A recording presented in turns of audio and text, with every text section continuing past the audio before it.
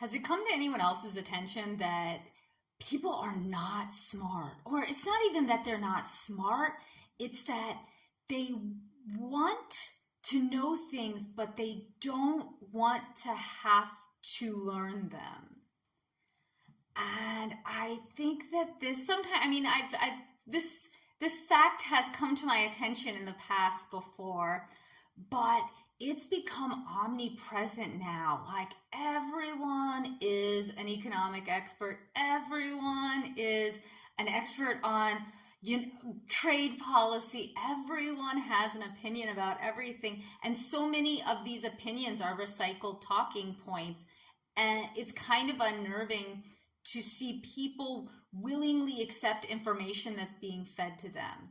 It doesn't matter what the topic is. If somebody's trying to feed you information, I'm trying to feed you information now, I guess, but if somebody's trying to feed you information, that should raise a red flag. And you should say, oh, okay, that sounds interesting. And then you go home and then you get on the computer and you research all the articles that you can find on that thing. Like, every day I'm grateful that I trained for internet discourse on Reddit back in the old days, when you would get downvoted to oblivion and you would have to keep a file saved, an Excel file of sources to argue about a cartoon with someone. Like, the exchanges and how badly your karma would get screwed if you did not know what you were talking about and also have sources to back it up. Like, nowadays, I don't see anybody posting sources on anything. I'm like, this would never fly on old school Reddit. Never.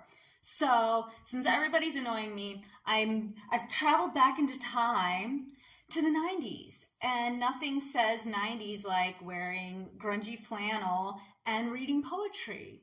So, yes, and I've got the sloppy ponytail. I'm waiting for my on again, off again situation to get off of his job at the mall.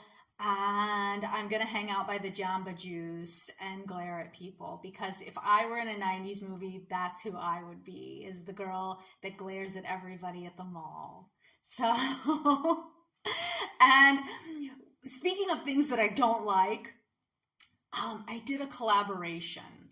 And I know I don't like collaborations. I really don't, because I'm kind of a control freak, just an anal retentive perfectionist control freak. And when you do a collaboration, you have to give up some of that control. And I don't like to give up any control.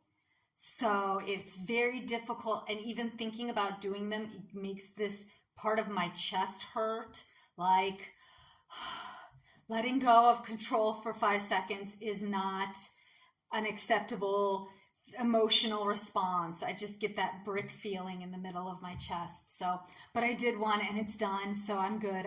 It's okay now. We can just let it go. We don't have to freak out.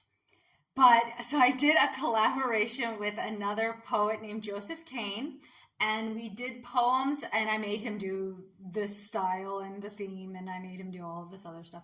But we did poems that are called garlands, which is a 5-stanza verse, and the first part starts off with 2 syllables, and then you have 4 syllables, and then you have 6, 8, and then back down to 2. And the last part should be made up with pieces from the previous 4.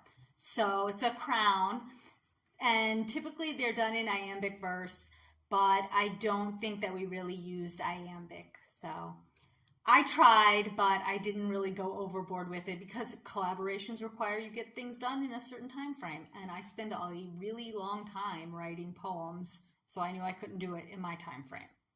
So forgive the flaws in my garland, please.